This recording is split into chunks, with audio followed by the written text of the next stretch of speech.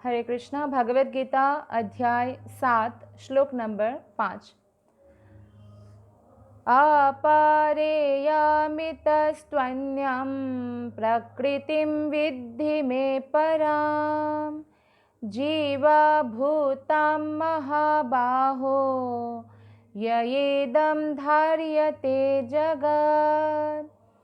अपारेयामितस्त्वन्यं प्रकृतिं विद्धि मे परां जीवभूतं महाबाहो ययेदं धार्यते जगत्।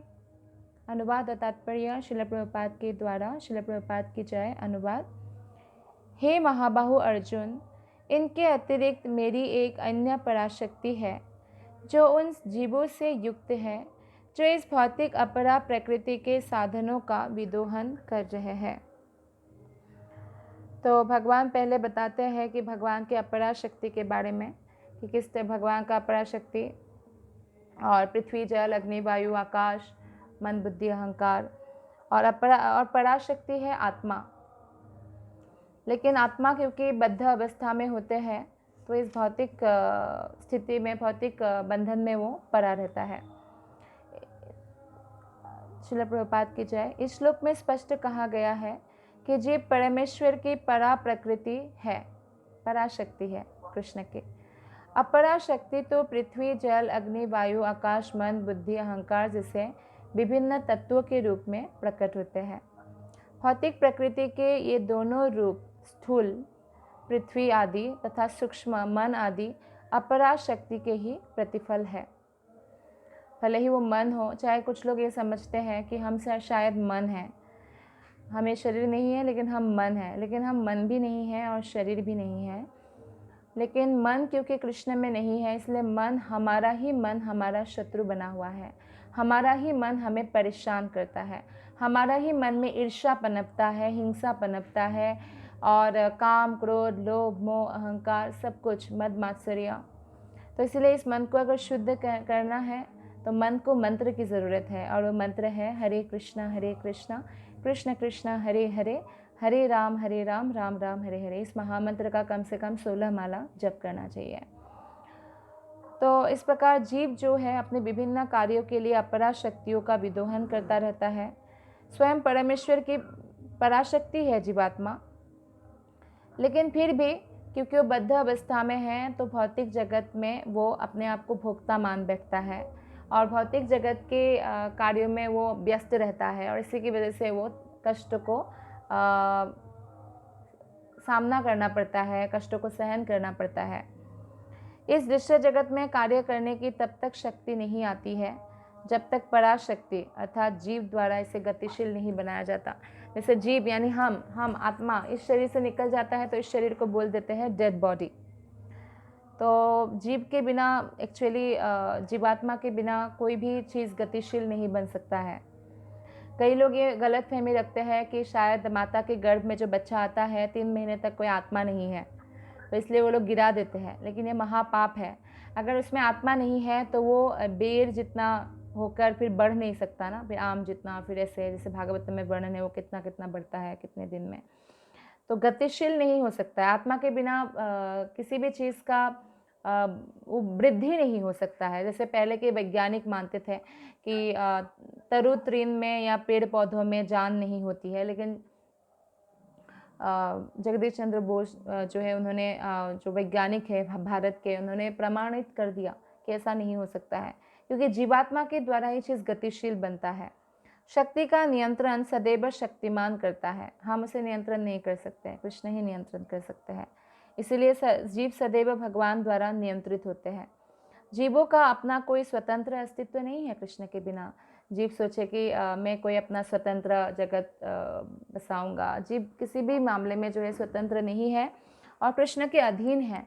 और कृष्ण के अधीन है तो ये बहुत अच्छी बात है कि वो कृष्ण की प्रोटेक्शन में है। अगर वो कृष्ण के अधीन नहीं रहना चाहता है और खुद भुक्ता बनना चाहता है तो फिर वो माया के अधीन हो जाता है बाय डिफ़ॉल्ट, और इसकी वजह से उसको नाना कष्ट भी भुगतना पड़ता है। वो कभी भगवान कृष्ण जितना शक्तिमान नहीं हो सकता है। जैसे कुछ बुद्धिहीन मनुष्य सोचते हैं कि मैं भी भगवान, आप भी भगवान, सब भगवान बन सकते हैं। जी नहीं, कोई भगवान नहीं बन सकते। भगवान के समान कोई भी नहीं हो सकता है। यहाँ तक कि बड़े बड़े देवता, ब्रह्मा, शिव आदि बड़े देवता भी कृष्ण के समान नहीं है। और उनको कृष्ण के समान मानना या उनके नाम को कृष्ण के समान मानना जो है नाम अपराध है। तो श्रीमद् भागवत में 10.87.30 में जीव तथा भगवान के अंतर को इस प्रकार बताया गया है। अपरिमिता ध्रुवस्तनुभृतो यदि सर्वगता तर्हि न शाश्यते नियमो ध्रुवनेतरथा अजनी च यन्मयं तदविमुच्य नियन्त्री भवेत् सममनुजानतां यदमतं मतदुष्टतया। हे परम शाश्वत, यदि सारे देहधारी जीव आप ही की तरह शाश्वत एवं सर्वव्यापी होते तो वे आपके नियंत्रण में ना होते। अगर भगवान जितना हम स्वतंत्र होते तो हम भगवान के नियंत्रण में क्यों होते, ये बताते हैं श्लोक में। किंतु यदि जीवों को आपकी सूक्ष्म शक्ति के रूप में मान लिया जाए तब तो वे सभी आपके परम नियंत्रण में आ जाते हैं। इसलिए भक्तिविनोद ठाकुर कहते हैं, जीव कृष्णेर दास ए विश्वास करले तो आर दुख नाय। हम कृष्ण के दास हैं और हम इस बात पर विश्वास कर लें तो और कोई दुख नहीं है। श्रीमद् भागवतम भी 1.1.14 में बताया गया है, आपन्ना संस्कृतिम घोराम, जो इस घोर इसमें फंसा हुआ है भौतिक जगत में, तो अगर वो विवशो गृणान, कृष्ण का नाम, यन्नाम विवशो गृणान, यन्नाम विवशो गृणान, अगर भगवान के नाम विवश होकर या अनजाने में भी लेता है तो उसका उद्धार होता है। भगवान का नाम इतना पवित्र करने वाले हैं। तो इसीलिए हमें भगवान कृष्ण के चरणों में अपने मन को लगाना चाहिए। अतः वास्तविक मुक्ति तो आपकी शरण में जाना है और इस शरणागति से वे सुखी होंगे। कौन सुखी होंगे? हम। चलिए, इस शरणागति से जीवात्मा भी सुखी होंगे और परमात्मा भी, यानी कृष्ण भी सुखी होंगे और हम भी सुखी होंगे। तो फिर और क्या चाहिए? दोनों लोग सुखी है। जैसे माता पिता बच्चे पैदा करते हैं कि वो भी खुश रहे बच्चों के साथ, बच्चा भी खुश रहे माता पिता के साथ, दोनों सुखी है। तो ऐसे अगर हम भगवान के शरणागत होते हैं तो परमेश्वर भी सुखी होते हैं और हम भी सुखी होते हैं। क्योंकि कोई भी बच्चा जो है वो माता पिता के संरक्षण में जैसे ज़्यादा प्रोटेक्टिव रहते हैं, आनंदित रहते हैं, तो ऐसे ही हमने क्या किया है, हमने भगवान से डिस्कनेक्ट करके अपना ही दुख को भुलाया है। तो जैसे ही हम कृष्ण से कनेक्टेड हो जाते हैं हमारा दुख नष्ट हो जाता है। उस स्वरूप में ही वे नियंता बन सकते हैं। अतः अल्पज्ञ पुरुष जो अद्वैतवाद के पक्षधर है और इस सिद्धांत का प्रचार करते हैं कि भगवान और जीव सभी प्रकार से एक दूसरे के समान हैं, वास्तव में वे प्रदूषित मत द्वारा निर्देशित होते हैं। तो वो लोग अपना मनमानी व्याख्या देते हैं। ऐसा नहीं लिखा है भागवत में। भागवत में लिखा है जो व्यक्ति ऐसा प्रचार करते हैं वो प्रदूषित मन है, उनका मन शुद्ध नहीं है, क्योंकि कोई भगवान नहीं बन सकते हैं। भगवान के समान हम गुण में तो है लेकिन गुण की परिमाण में नहीं है। जैसे समुद्र की एक बूंद पानी में भी नमक है लेकिन उतना नमक नहीं है जितना समुद्र में है। तो इसी प्रकार से भगवान और आत्माओं में फर्क होता है। तो हम कभी भी भगवान के समान नहीं बन सकते हैं। परमेश्वर कृष्ण ही एकमात्र नियंता है और सारे जीव उन्हीं के द्वारा नियंत्रित है। सारे जीव उनकी पराशक्ति है क्योंकि उनके गुण परमेश्वर के समान है, किंतु वे शक्ति की मात्रा के विषय में कभी भी समान नहीं है। कृष्ण ही परम शक्तिमान है।